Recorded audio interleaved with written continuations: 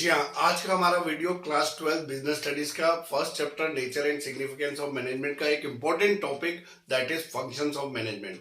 तो functions of management को यहाँ पे बहुत ही अच्छे तरीके से आपको एक्सप्लेन करने जा रहा हूँ। इस वीडियो को देखने के बाद आपको सारे फंक्शन बहुत ही अच्छे से समझ में आ जाएगा, ताकि आपको किसी दूसरी बुक को या दूसरे टॉपिक को दोबारा पढ़ने की जरूरत नहीं पड़ेगी। तो चलिए स्टूडेंट स्टार्ट करते हैं। 5 इंपॉर्टेंट सेपरेट फंक्शन है यहाँ पे मैनेजमेंट के। एक है आपका प्लानिंग, फिर है ऑर्गेनाइजिंग, स्टाफिंग, डायरेक्टिंग और कंट्रोलिंग। और इसके एक खास बात और है यहाँ पर कि जब भी आपको ये आंसर लिखना है तो आपको इसी सीरीज में लिखना होगा। सबसे पहले प्लानिंग के बारे में, फिर ऑर्गेनाइजिंग के बारे में, फिर स्टाफिंग के बारे में, फिर डायरेक्टिंग के बारे में और फिर कंट्रोलिंग के बारे में। आप ऐसा नहीं कर सकते हो कि डायरेक्टिंग को पहले लिखोगे और फिर बाद में प्लानिंग को लिखोगे, नहीं। ये फंक्शन है, इंटर रिलेटेड है एक दूसरे से और स्टेप बाय स्टेप ही आपको मेंशन करने होते हैं। इसके लिए हमने याद करने के लिए यहाँ पे ये वर्ड रखा है पॉज डीसी। पॉज डीसी का मतलब हो गया आपका function of management, planning, organizing, staffing, directing, controlling, है ना। तो इसको आपको ध्यान रखना है। और साथ साथ में ये इंपॉर्टेंट क्यों है, क्योंकि अगर आप चेकआउट करो तो आपकी आने वाले चैप्टर्स के ही नाम है planning, organizing, staffing, directing and controlling. तो एक एक करके हम लोग स्टार्ट करते हैं। सबसे पहले आता है प्लानिंग। प्लानिंग जो होता है वो बहुत ही इंपॉर्टेंट होता है बिजनेस में। बिना प्लानिंग के आप कुछ भी नहीं कर सकते हैं। प्लानिंग में आता है, अगर हम एक एक करके यहाँ पे लेते हैं तो सबसे पहले तो बात होती है कि प्लानिंग का मतलब होता है when we are giving the answer of these questions. क्या? Where, when, why, who, what, how. या जैसे हम बोलते हैं कि what to produce, how to produce, when to produce, for whom to produce, why to produce। जब हम इन सब क्वेश्चंस के आंसर देते हैं ना, तो फिर इसका मतलब हम कर रहे हैं क्या? प्लानिंग। कोई ना कोई हम प्लानिंग हो रही है जब इन क्वेश्चंस के आप आंसर वहां पर दे रहे हो। प्लानिंग के बारे में अगर डिटेल में जाए तो सबसे पहले तो बोला जाता है planning is a primary function. अब what do you mean by primary? Primary function मतलब सबसे पहला प्राइमरी फंक्शन ऑफ मैनेजमेंट है। यानी कि हम प्राइमरी फंक्शन में कंट्रोलिंग नहीं लिख सकते, डायरेक्टिंग नहीं लिख सकते, प्लानिंग ही आएगा। नेक्स्ट है planning is the process of deciding in advance.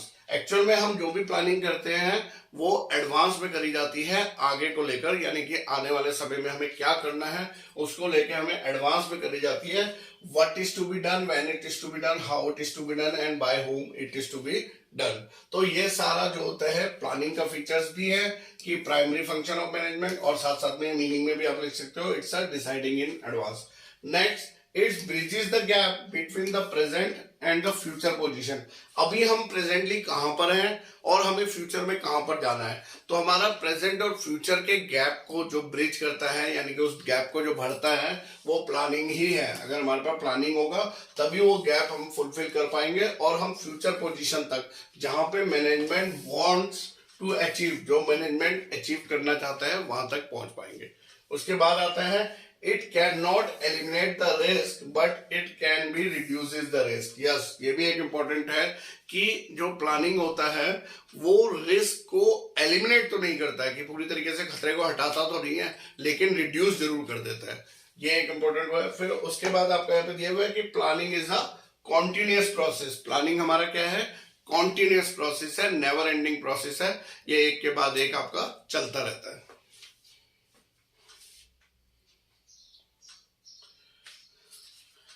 Next function है हमारा ऑर्गेनाइजिंग। ऑर्गेनाइजिंग की अगर हम बात करें तो यहाँ पे सबसे पहले क्वेश्चन उठता है कि व्हाट इज ऑर्गेनाइजिंग, है क्या ऑर्गेनाइजिंग? तो organizing in a general sense means systematic arrangement of activities.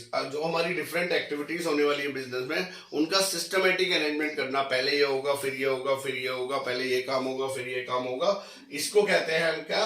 Organising. और organizing follows planning. Follows planning का मतलब प्लानिंग के बाद आता है। अगर हम इसको डिटेल में जाते हैं तो ऑर्गेनाइजिंग में सबसे पहला काम है डिवीजन ऑफ वर्क। वर्क को क्या होता है? डिवाइड कर दिया जाता है। Work is divided into different department so that benefit of specialization can be taken. यानी कि हम जिस काम में जो स्पेशलाइज्ड है उसको वो काम देते हैं और उसका बेनिफिट उससे लेते हैं, और इस तरीके से वर्क को डिवाइड कर देते हैं। जिस आदमी के पास जो स्किल है वो उसी स्किल का काम उसको देकर उसका बेनिफिट लेते हैं।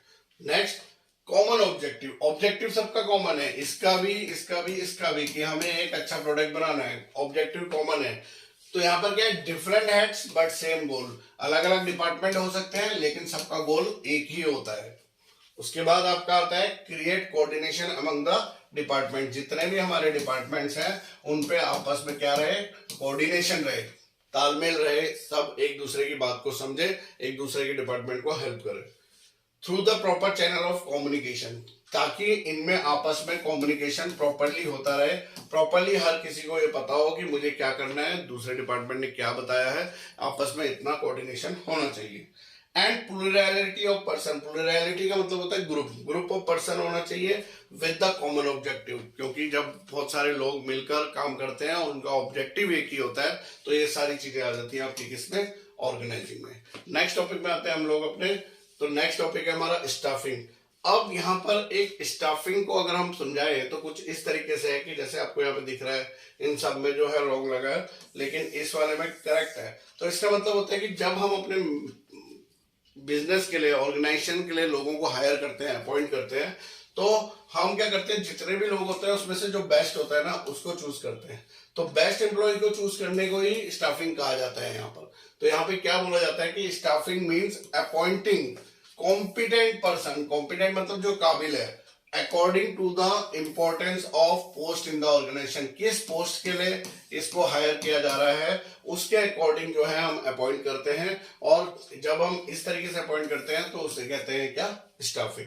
और स्टाफिंग होता कब है अच्छे से, जब हम यहाँ पे बात कर रहे हैं कि आप सही आदमी को सही जगह पे प्लेस करना है ना। इसलिए बोला जाता है कि right person for right job eight right place at right time, यानी कि right person for the right job eight right place at right time. सही समय पे सही आदमी को सही जगह के लिए अपॉइंट करना, उसको कहा जाता है क्या, staffing. And staffing is very important function as compare to other function of management because it is related to human being, human being से ये रिलेटेड है। उसके बाद नेक्स्ट आ जाते हैं, नेक्स्ट हमारा जो है वो है डायरेक्टिंग। अब डायरेक्टिंग में यहाँ पर क्या है, सबसे पहले तो यहाँ पे बोलते हैं कि किसी को डायरेक्ट करना यानी कि दिशा दिखाना, कुछ काम करवाना है ना। तो उसके लिए हमारे पास यहाँ पर ये एलिमेंट्स है चार। एक होता है लीडरशिप, एक मोटिवेशन, एक कम्युनिकेशन और एक सुपरविजन। जब ये चारों चीजें होती है ना तब हम किसी को क्या कर सकते हैं, डायरेक्ट कर सकते हैं, जब ये चारों चीजें हम लोगों के पास होंगी, है ना। तो हम लोगों को यहाँ पे ये ध्यान रखना है कि किस चीज के बारे में यहाँ पे बताया जा रहा है। जैसे यहाँ पे दिखा रहा है कि this is the person who is directing to all the employees, है ना। तो ये कौन हो गया, ये कोई मैनेजर हो गया या ये कोई बड़ा पोस्ट पे जो ऐसा अधिकारी हो गया जो सभी से काम करा रहा है। इसके अंदर ये चार एलिमेंट्स होना बहुत जरूरी है। क्या, leadership quality, motivational quality, communication अच्छा होना चाहिए एंड सुपरविजन होना चाहिए इसका, है ना। तो फिर हम लोग यहाँ पर आगे बढ़ते हैं, आगे देखते हैं। इसमें कहते हैं कि डायरेक्टिंग में be defined as the process of instructing, guiding and inspiring. तीन चीजें हैं इंपॉर्टेंट, इंस्ट्रक्टिंग, इंस्ट्रक्शन तो कर ही रहे हैं, इंस्ट्रक्शन दे रहा है, गाइडेंस कर रहा है और इंस्पायर भी कर रहा है किसको, ह्यूमन फैक्टर्स को। ह्यूमन फैक्टर मतलब ये जो लोग हैं इनको सबको जो है इस तरीके से मोटिवेट करा जा रहा है ताकि जो भी गोल है, जो गोल इन्होंने लिया है उसको क्या कर सके, अचीव कर सके, पा सके ऑर्गेनाइजेशन का। तो इसको बोला जाता है क्या, डायरेक्टिंग। फिर अगर हम डायरेक्टिंग का डिटेल में जाते हैं तो डायरेक्टिंग का मतलब यहाँ पे है डायरेक्टिंग इनिशिएट एक्शन, मतलब now time to do what you plan. जो आपने प्लान करा था अब समय आ गया उस काम को करने का। तो जब आप वो काम करना शुरू करते हैं तो वहां पे डायरेक्टिंग की जरूरत पड़ती है। Directing take place every level of management, चाहे आपका कोई भी लेवल ऑफ मैनेजमेंट हो, टॉप लेवल हो, मिडिल लेवल हो, लोअर लेवल हो, हर लेवल ऑफ मैनेजमेंट को डायरेक्ट करना पड़ता है अपने सबऑर्डिनेट्स को, है ना। तो इसलिए लिखा है every employee of each level required the directing. Directing वहां पे जरूरत है। Directing is a continuous process, जैसे प्लानिंग कॉन्टिन्यूस प्रोसेस है, ऑर्गेनाइजिंग भी कॉन्टिन्यूस प्रोसेस है, स्टाफिंग भी और डायरेक्टिंग भी। पांचों फंक्शन हमारे कॉमन है कि कॉन्टिन्यूस प्रोसेस है, यानी कि manager continuously guide, instruct and motivate the employees. Continuously वो ये काम करता रहता है, इंस्ट्रक्शन देता रहता है, गाइडेंस देता रहता है, उनको मोटिवेट करता रहता है। अगला है directing flows from top to bottom. हाँ, हम जो डायरेक्ट करते हैं वो डायरेक्ट कौन है, अब जैसे टॉप लेवल मैनेजमेंट है, टॉप लेवल मैनेजमेंट किसको डायरेक्ट करता है, मिडिल लेवल मैनेजमेंट को, और मिडिल लेवल मैनेजमेंट किसको करता है, लोअर लेवल को, और लोअर लेवल किसको करता है, वर्कर्स को, है ना। तो यानी कि जो डायरेक्टिंग है वो फ्लो होती है from top to bottom. It start from top level and and the lower level management. ऊपर से स्टार्ट होता है और लोअर लेवल मैनेजमेंट में खत्म होता है। कंट्रोलिंग, कंट्रोलिंग जो होता है ना सबसे लास्ट फंक्शन है मैनेजमेंट का। इसे बोला जाता है controlling is the last but not least function of the management, है ना। अब यहाँ पे क्या बोलते हैं कि controlling is the last but not least function of management.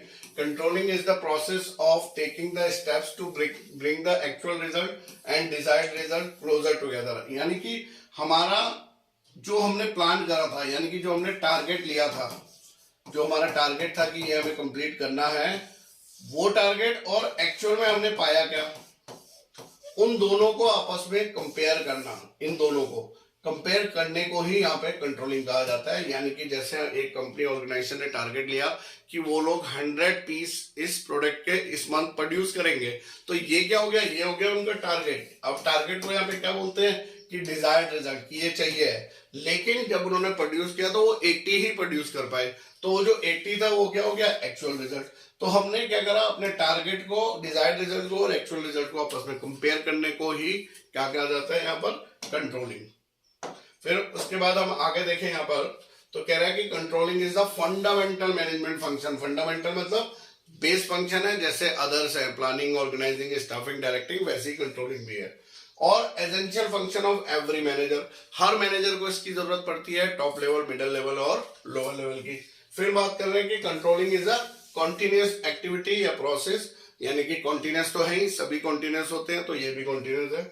और उसके बाद controlling is both beginning at the end of the process of management. मतलब कंट्रोलिंग जब हम करते हैं ना, तो हमें बिगनिंग भी लेना पड़ता है और एंड भी लेना पड़ता है, कि बिगनिंग में हमने टारगेट क्या लिया था और एंड में हमने अचीव क्या करा, इन दोनों को हम कंपेयर कर रहे हैं, तो दैट इज कॉल्ड व्हाट। तो ये थे स्टूडेंट आपका फंक्शंस ऑफ मैनेजमेंट, जो कि आज हमने आपको एक्सप्लेन किया। हमारे चैनल पे accounts, economics, business studies class 11 और 12 के सभी वीडियोस लेकर आ रहे हैं। बने रहिए हमारे चैनल के साथ में, जुड़े रहिए, सब्सक्राइब करिए चैनल को, और इस तरीके के वीडियोस लेकर आते रहेंगे। तब तक के लिए बाय बाय, धन्यवाद, जय हिंद, जय भारत।